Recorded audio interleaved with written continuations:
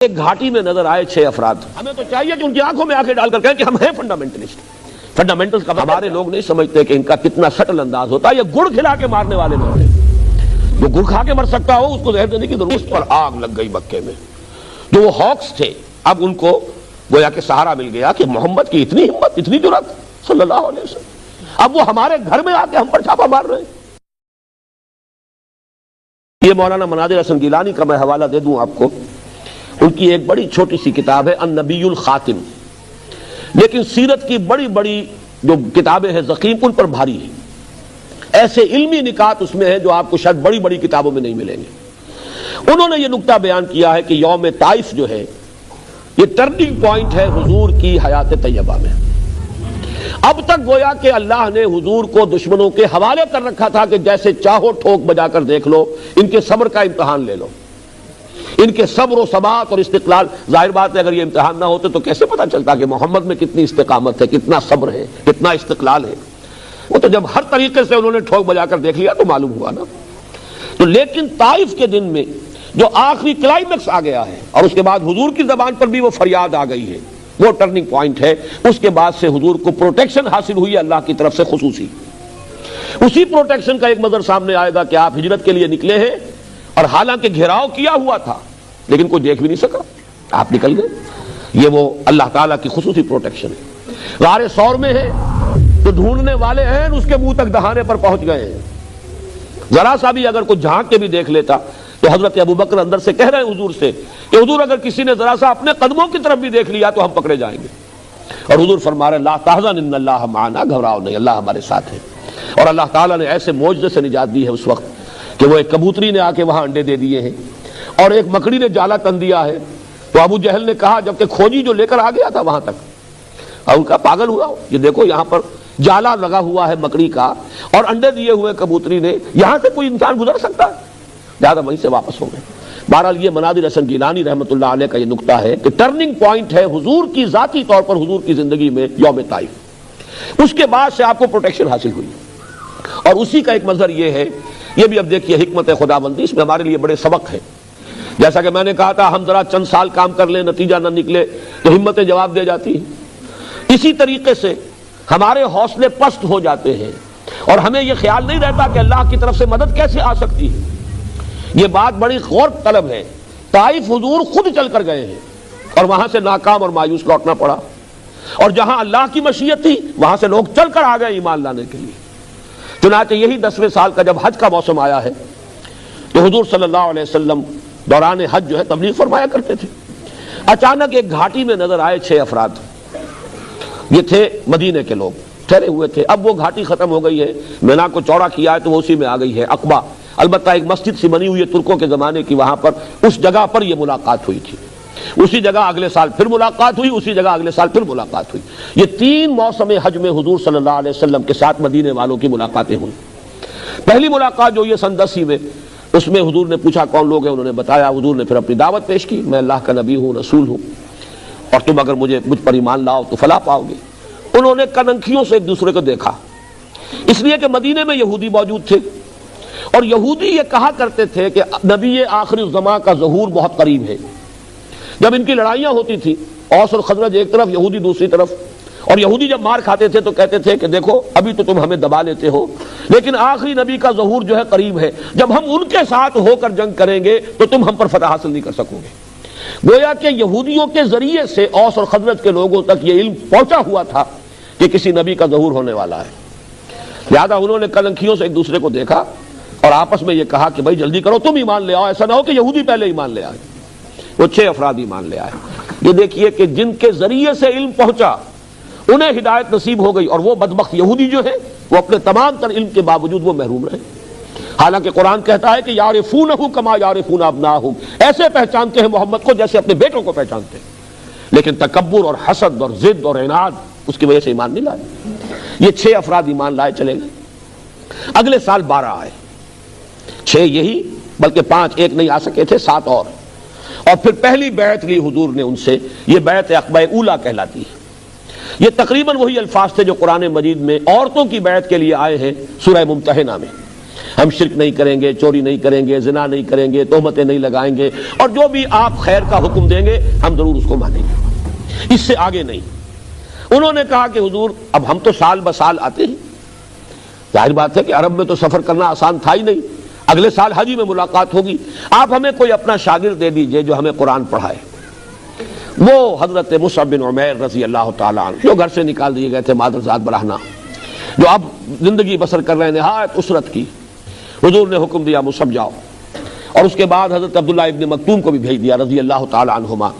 ایک سال تک ان دونوں نے جو دعوت و تبلیغ کی، وہاں قرآن پڑھایا لوگوں کو، تو اگلے سال 72 مرد اور 3 عورتیں آ گئے، انہوں نے بیعت کی۔ یہ ہے وہ بیعت عقبہ ثانیہ جس میں حضور نے عہد لے لیا، انہوں نے کہا آپ آئیے ہمارے ہاں، اگر یہ لوگ آپ کی جان کے درپے ہیں آپ آئیے، ہمارا گھر حاضر ہے، ہمارا شہر حاضر ہے، اور اگر یہ لوگ وہاں آ کر حملہ کریں گے تو ہم آپ کی ایسی حفاظت کریں گے جیسی اپنے بال بچوں کی کرتے ہیں، اہل و عیال کی کرتے ہیں۔ اس وقت حضور نے بیعت لی، وہ بیعت میں بیان کر چکا ہوں، جو بعد میں حضرات آئے ان کے لیے دہرا رہا ہوں۔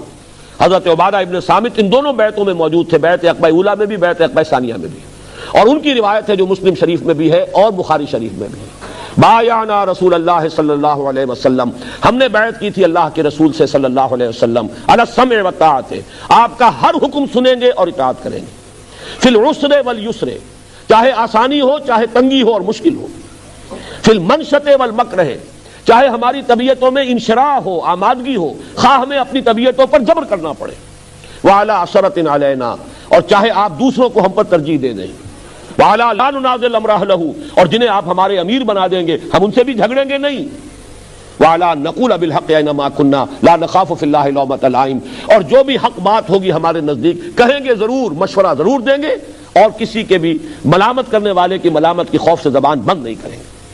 اب وقت نہیں ہے میں آپ کو بتاتا، اس ایک حدیث میں پورا کانسٹیٹیوشن موجود ہے کسی اسلامی انقلابی جماعت کا، صرف اس فرق کے ساتھ کہ یہاں حضور کی اطاعت تھی مطلق، اب جس کی بھی اطاعت ہوگی وہ علی السمع والطاعۃ فی المعروف، دین کے دائرے کے اندر اندر، شریعت کے دائرے کے اندر اندر جو حکم بھی دیں گے مانیں گے۔ پھر آپ کو معلوم ہے جھگڑا یہی ہوتا ہے جماعتوں میں، سینئر میں ہوں، اس کو کیوں امیر بنا دیا؟ یہاں پہلے ہی حضور نے گویا کہ ان سے یہ طے کرا لیا، آپ کو اختیار کلی حاصل ہے، جس کو چاہیں امیر بنائیں، ہم اس پر جھگڑیں گے نہیں۔ چنانچہ حضور نے اس وقت ان میں 12 نقیب مقرر کیے، میں نے کل بھی ذکر کیا تھا، 9 خزرج کے 3 اوس کے، کہ یہ ذمہ دار ہوں گے اور یہ نگرانی کریں گے تمہارے معاملات کی۔ یہ تمہید بن گئی ہجرت کی۔ چنانچہ اس کے بعد حضور صلی اللہ علیہ وسلم نے صحابہ کرام کو تو اجازت پہلے سے دے دی، جاؤ، ایک ایک کر کے قافلے جا رہے ہیں صحابہ کے، اور وہ ہجرت کر کے مدینہ منورہ پہنچ رہے ہیں۔ خود منتظر رہے، یہ نکتہ بھی میں چاہتا ہوں کہ آپ کو سمجھا دوں۔ رسول جس جگہ پر مبعوث کیا گیا ہو، اللہ تعالیٰ کی واضح اجازت کے بغیر وہاں سے ہل نہیں سکتا۔ یہی بس کچھ جلدی جلدی کا معاملہ کیا تھا حضرت یونس علیہ السلام نے، اپنی قوم کو اللہ تعالیٰ کی طرف سے اجازت آئے بغیر چھوڑ کر چلے گئے۔ اس پر آپ کو معلوم ہے پھر مچھلی کے پیٹ میں رہے، اور وہاں پھر انہوں نے وہ استغفار کیا ہے، لا الہ الا انت سبحانک انی کنت من الظالمین، پھر وہ مچھلی نے انہیں اگلا ہے ساحل پر، وہ سارا معاملہ اسی وجہ سے۔ حضور منتظر رہے، اور اس کا بھی ایک واقعہ آپ کو سنا دیتا ہوں، اس سے آپ کو سیرت کا ایک اور پہلو سامنے آئے گا۔ حضرت ابو بکر نے اپنے طور پر بغیر حضور کو بتائے 2 اونٹنیاں اس کے لیے تیار کی، خوب کھلا پلا کے فرما کر لیا کہ جب ہمیں جانا ہوگا تو ظاہر بات ہے تعاقب ہوگا، تکڑی اونٹنیاں ہوں گی، جاندار ہوں گی، تیزی کے ساتھ ہم جا سکیں گے۔ اور حضور سے پوچھتے رہتے تھے حضور اجازت آئی، حضور اجازت آئی؟ آپ فرماتے تھے نہیں ابھی اجازت نہیں آئی۔ حضرت عائشہ فرماتی ہیں، بہت چھوٹی عمر تھی اس وقت، کہ ایک روز ہم نے دیکھا دوپہر کے وقت حضور چلے آ رہے ہیں، اپنے چہرے کو ڈھانپے ہوئے، ہم حیران ہوئے۔ یہ دوپہر کے وقت عرب میں کہیں جانا، کسی کو وزٹ کرنا، یہ اس وقت ہی سے بہت ہی یعنی غیر معمولی اور معیوب بات سمجھی جاتی ہے۔ قیلولہ جو ہے وہ عرب کے مزاج میں ہمیشہ سے ہے، بہرحال بہت ہی غیر معمولی بات تھی۔ حضور تشریف لایا، آپ نے فرمایا اجازت آ گئی ہے۔ حضرت ابو بکر خوش ہوئے، اور جیسے کہ کوئی شخص جو کسی نے کوئی محنت کی ہو، پھر وہ اپنے اس محنت کے اوپر اسے کوئی خوشی ہوتی ہے کہ میں نے اس وقت کے لیے تیاری کی ہوئی ہے، میں بتاؤں گا حضور کو کہ میں نے 2 اونٹنیاں تیار کی ہوئی ہیں۔ حضرت ابو بکر نے فرمایا کہ حضور میں نے 2 اونٹنیاں تیار کی ہوئی ہیں۔ حضور نے توقف فرمایا اور پھر یہ فرمایا اچھا 1 اونٹنی میں استعمال کروں گا لیکن میں اس کی قیمت ادا کروں گا۔ حضرت عمر رو پڑے، انہوں نے عرض کیا کہ یا رسول اللہ، کیا یہ جسم اور جان اور یہ مال آپ کے سوا کسی اور کے لیے ہے؟ آپ میرے ساتھ بھی یہ مغایرت برت رہے ہیں، لیکن یہ غیرت ہے محمد الرسول اللہ صلی اللہ علیہ وسلم کی. یہ نہیں کہ جیسے ہمارے ہاں کے مذہبی جو بھی آج کل کی سیادتیں ہیں، قیادتیں ہیں، وہ تو سمجھتے ہیں کہ کام ہی یہ ہے کہ نذرانے پیش ہوتے رہیں اور ہم نذرانے قبول بھی کر لیں تو بہت بڑا ہمارا احسان ہے.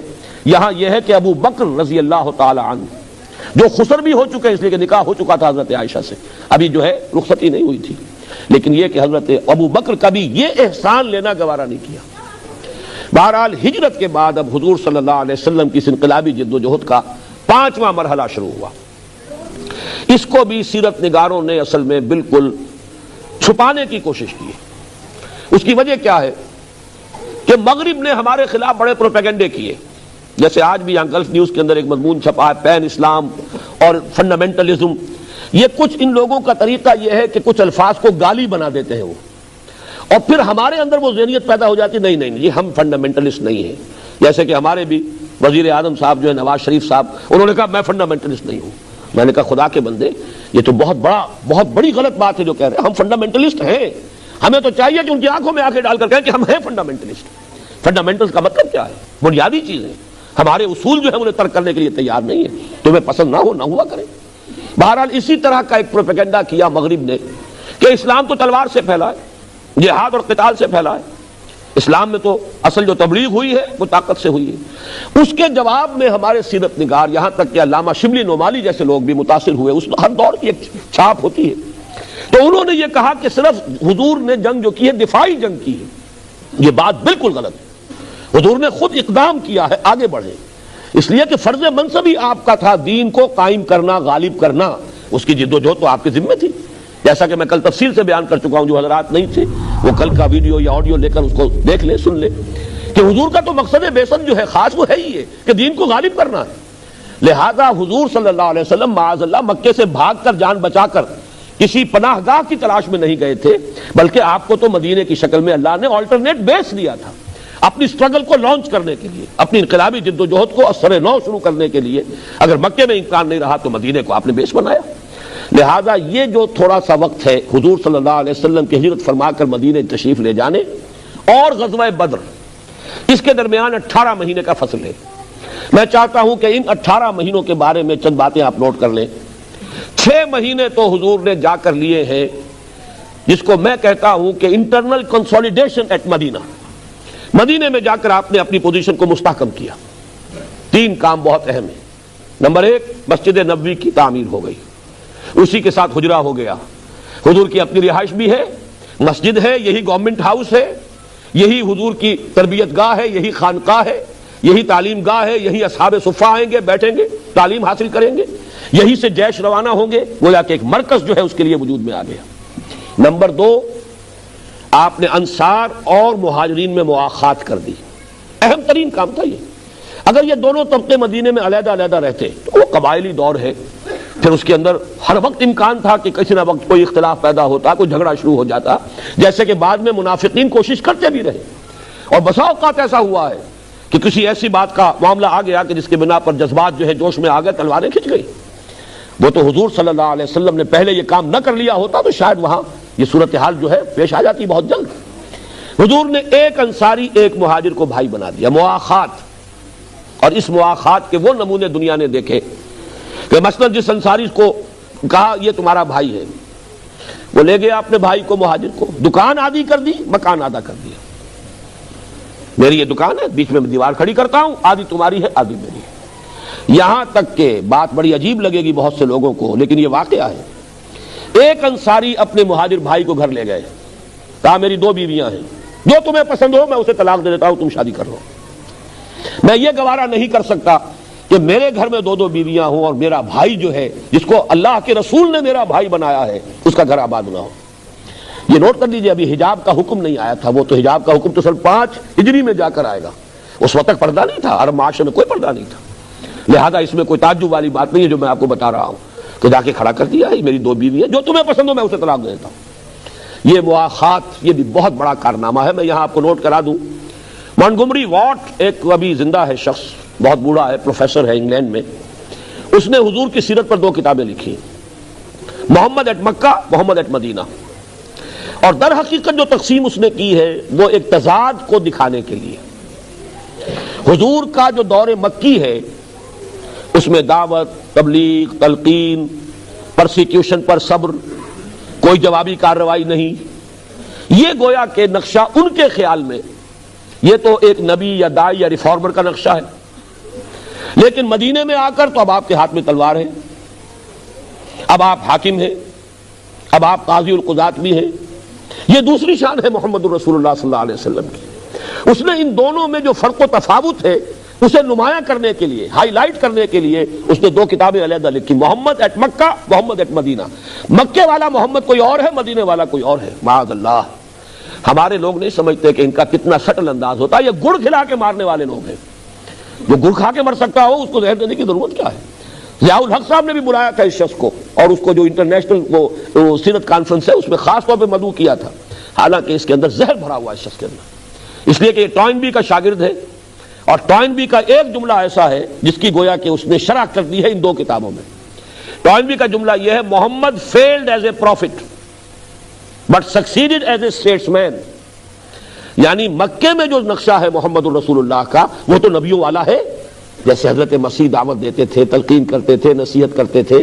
جیسے حضرت مسیح نے کہا تھا کوئی تمہارے داہنے گال پر تھپڑ مارے بایاں بھی پیش کر دو. کوئی تمہیں اگر ایک بیگار میں ایک کوس لے جانا چاہے تم 2 کوس اس کے ساتھ جاؤ. کوئی تم پر نالش کر کے تمہاری قبا لینا چاہے تم کرتا بھی اتار کے دے دو. یہ جو نقشہ ہے حضور کا بھی نظر آ رہا ہے. حضور نے بھی فرمایا مکے میں چاہے تمہارے ٹکڑے اڑا دیے جائیں تم ہاتھ نہیں اٹھاؤ گے، کوئی جوابی کارروائی نہیں ہوگی. لیکن وہ کہتا ہے Muhammad failed as a profit, معاذ اللہ ثم معاذ اللہ، نقل کفر نہ باشد، but succeeded as a status مین. اب مدینے میں آ کر تو محمد ایک اسٹیٹس مین ہے، بہت بڑے سیاستدان، بہت بڑے دور اندیش انسان، معاملہ فہم انسان. ان کی سیاست کا شاہکار ہے جو قدم قدم پر سامنے آ رہا ہے. چنانچہ منٹگومری واٹ نے بھی انگریزی زبان کا کوئی لفظ نہیں چھوڑا ہے تعریفی جو حضور کے لیے استعمال نہ کر دیا ہو. لیکن اس اعتبار سے یہ سیاستدان کی حیثیت سے، مدبر کی حیثیت سے، ڈپلومیٹ کی حیثیت سے یہ ہے در حقیقت اصل عظمت محمد کی صلی اللہ علیہ وسلم ان کے نزدیک. لیکن میں چاہتا ہوں کہ اس کنٹراسٹ کو آپ بھی نوٹ کریں، اس لیے کہ انقلابی عمل میں یہ لازمی ہے. حضرت مسیح علیہ السلام پر بھی اگر اگلا مرحلہ آتا تو وہ بھی وہی مرحلہ ہوتا جو حضور کی زندگی میں آیا ہے. وہ تو یہ کہ پہلے ہی آپ کو اٹھا لیا گیا. حضرت موسیٰ علیہ السلام کی زندگی میں مرحلہ آ گیا تھا، قوم نے صاف جواب دے دیا، فَذْهَبْ أَنْتَ وَرَبُّكَ فَقَاتِلَا إِنَّا هَاهُنَا قَاعِدُونَ، جاؤ تم اور تمہارا رب جنگ کرو، ہم تو یہی بیٹھے. تو در حقیقت تو پروسیس ایک ہی ہے تمام رسولوں کا، لیکن کہیں پر وہ اگلے مرحلے تک پہنچا ہے، کہیں پہلے میں ختم ہو گیا، کہیں دوسرے میں ختم ہو گیا.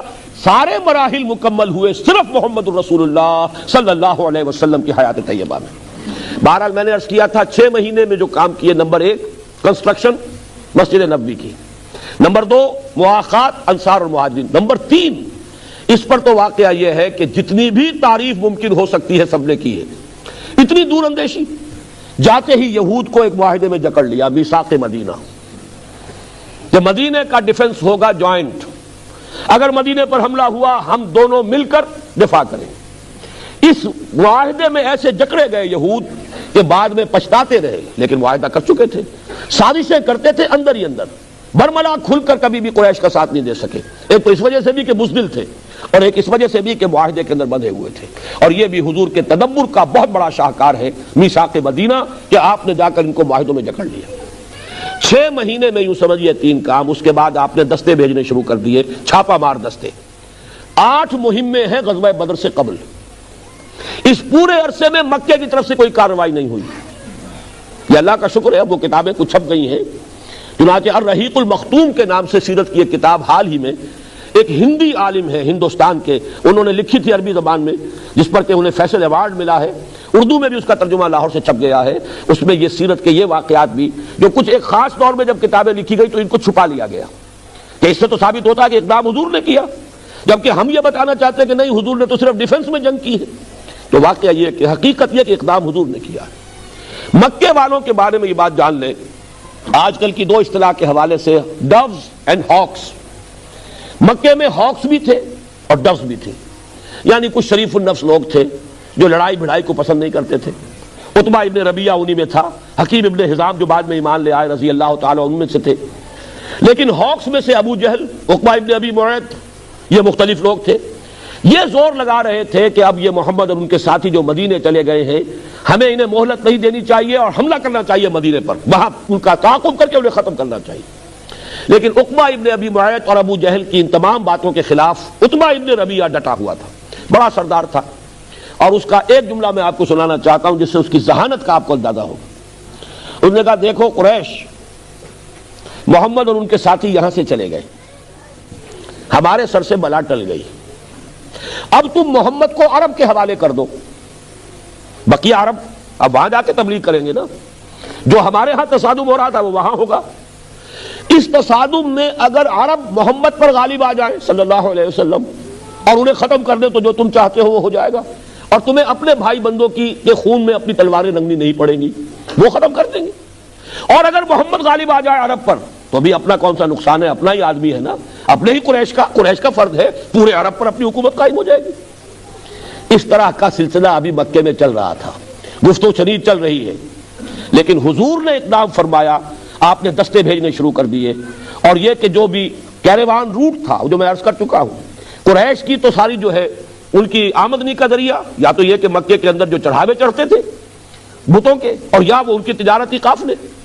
حضور نے 7 مہمیں جو ہے یہ جو بحر احمر کے ساتھ ساتھ جو تجارتی راستہ جاتا تھا اس پر بھیجی، اور گویا کہ اپنی پریزنس ثابت کر دی کہ اب تمہاری لائف لائن جو ہے وہ ہمارے قبضے میں ہے۔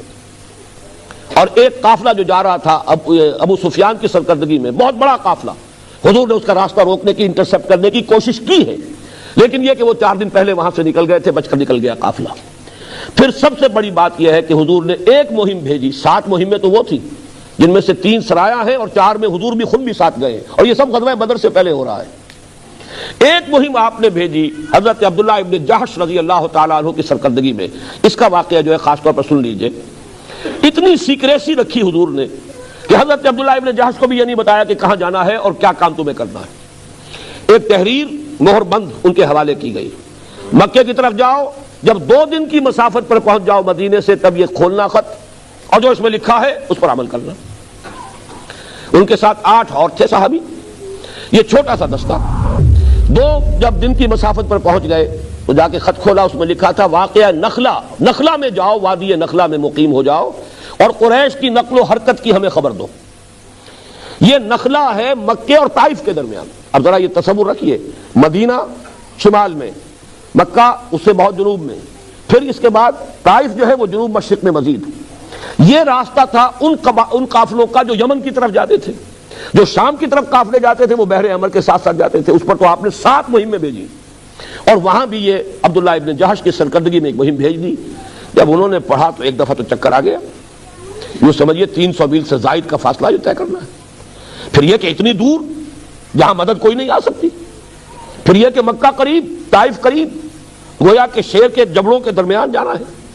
تو حضرت عبداللہ ابن جحش نے فرمایا اپنے ساتھیوں سے کہ بھائی میں تو اب جو کچھ حضور نے لکھا ہے میں نے تو کرنا ہے، آپ لوگ سوچ لیں، یہ بہت خطرے والا معاملہ ہے، اگر ساتھ چلنا چاہتے ہیں چلیں، نہیں چلنا چاہتے میں آزاد کرتا ہوں۔ انہوں نے سب نے کہا نہیں ہم بھی آپ کے ساتھ ہیں۔ وہاں گئے، اتفاق سے قافلہ آ رہا تھا قریش کا، اس سے مڑ بھیڑ ہو گئی، اس پر انہوں نے حملہ کیا، ایک مشرک مارا گیا، عامر بن عبداللہ الحضرمی، مکے کا مشرک، 2 بھاگ گئے، 2 کو یہ قید کر کے لے آئے، حضور کے پاس آئے تو حضور نے فرمایا کہ عبداللہ میں نے تمہیں جنگ کی اجازت تو نہیں دی تھی، لیکن وہ تو ہو گئی۔ جیسے کہ آپ کو معلوم ہے بسا اوقات ایسی سچویشن ہو جاتی ہے کہ آپ نہ بھی چاہیں تو جنگ کرنی پڑتی ہے، آئیدر کل اور بی کلڈ، یا تو دوسرے کو قتل کر دو ورنہ قتل ہونا پڑے گا۔ تو کوئی ایسی سچویشن ہو گئی کہ اگرچہ حکم نہیں تھا کہ تم جنگ کرو، لیکن یہ کہ جنگ ہوئی، اور پہلا قتل جو ہوا ہے ہجرت کے بعد، نوٹ یہ کرا رہا ہوں، وہ مسلمانوں کے ہاتھوں ایک مکی مشرک کا ہوا ہے۔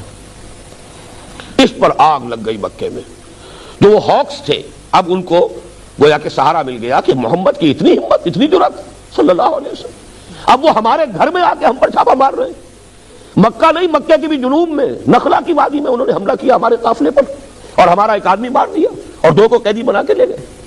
لہذا ابو جہل نے گویا کہ پوری تیاریاں شروع کر دی، اور وہ جو تھے جن کو میں ڈوز کہہ رہا ہوں، جو جنگ نہیں چاہتے تھے، اب ظاہر بات ہے انہیں خاموش ہونا پڑا۔ اس جلتی پر تیل کا کام کیا۔ ابو سفیان اب قافلہ واپس لے کر آ رہے تھے، میں ادب سے نام اس لیے لے رہا ہوں اگرچہ اس وقت مشرک تھے، کافر تھے، بعد میں ایمان لے آئے ہیں، صحابی ہیں، وہ اب قافلہ لے کر واپس آ رہے تھے۔ انہیں اندیشہ ہوا کہ اب پھر محمد یا ان کے ساتھی صلی اللہ علیہ وسلم و رضی اللہ تعالیٰ عنہ مجمعین ہو سکتا ہے قافلے پر حملہ کرے، تو جسے آپ کہتے ہیں SOS کال، وہ انہوں نے بھیجی وہاں سے کہ اسکورٹ کا بندوبست کرو، مجھے خطرہ ہے محمد کے آدمیوں سے کہ جب بدر کے پاس سے میں گزروں گا تو مجھ پر حملہ ہو سکتا ہے۔ یہ ادھر سے یہ ہرکارہ بھی آ گیا۔ یہ ہے وہ حالات جن میں کہ اب شروع ہوا در حقیقت حضور کی انقلابی جدوجہد کا آخری مرحلہ، آرم کانفلکٹ۔ یہ پانچواں مرحلہ جو 1.5 سال پر محیط ہے، اس میں حضور نے خود آگے بڑھ کر مکے والوں کے خلاف انیشیٹو لیا ہے۔ اس کو اچھی طریقے سے سمجھ لینا چاہیے۔ کیوں لیا ہے؟ ظاہر بات ہے کہ حضور صلی اللہ علیہ وسلم کو جان بچا کر مکے مدینے نہیں گئے تھے، بلکہ اصل تو ہے دین کو غالب کرنے کا فرض منصب ہی جو ادا کرنا ہے۔ گھر سے جا کے مکے میں آرام سے ٹھنڈی چھاؤں میں تو بیٹھنا نہیں تھا۔ تو آج کی اصطلاح میں آپ کو میں سمجھا دوں کہ آپ نے جو 2 کام کیے وہ کیا تھے۔ جب آپ نے 8 مہمیں بھیجی، ایک تو یہ کہ اکنامک بلاکیڈ ہو گیا مکے کا، کہ ان کی تو ساری جو ہے آمدنی کا ذریعہ تجارت ہے، وہ قافلے کا راستہ بھی مخدوش ہو گیا جو شام جاتا ہے، اور یہاں تک کہ محمد نے تو آ کر یمن کے راستے پر چھاپا مار دیا۔ اس کو کہتے ہیں بلاکیڈ۔ آپ کو معلوم ہے 1967 کی جو جنگ ہوئی تھی، عرب اسرائیل جنگ، وہ ایلات جو بندرگاہ ہے اس کی بلاکیڈ کی تھی صدر ناصر نے، جس کے جواب میں اسرائیل نے حملہ کیا۔ یہ بلاکیڈ تو اتنی بڑی شے ہے۔ دوسرے یہ کہ حضور جہاں بھی جاتے تھے، جو قبائل وہاں آباد تھے ان سے صلح کر لیتے تھے، معاہدے کر لیتے تھے۔ یہ سارا کا سارا زون آف انفلوئنس تھا قریش کا۔ اب یہ ہے کہ جو لوگ حضور کے حلیف ہوتے جا رہے ہیں تو وہ zone of influence of Quraysh is decreasing, اور حضور کا جو ہے وہ بڑھ رہا ہے۔ اس کو آپ کہیں گے political isolation of Mecca and economic blockade of Mecca. یہ دونوں کام حضور نے کیے ہیں ان 18 مہینوں کے دوران، اور اس کے نتیجے میں اب وہ کانفلکٹ شروع ہوا ہے۔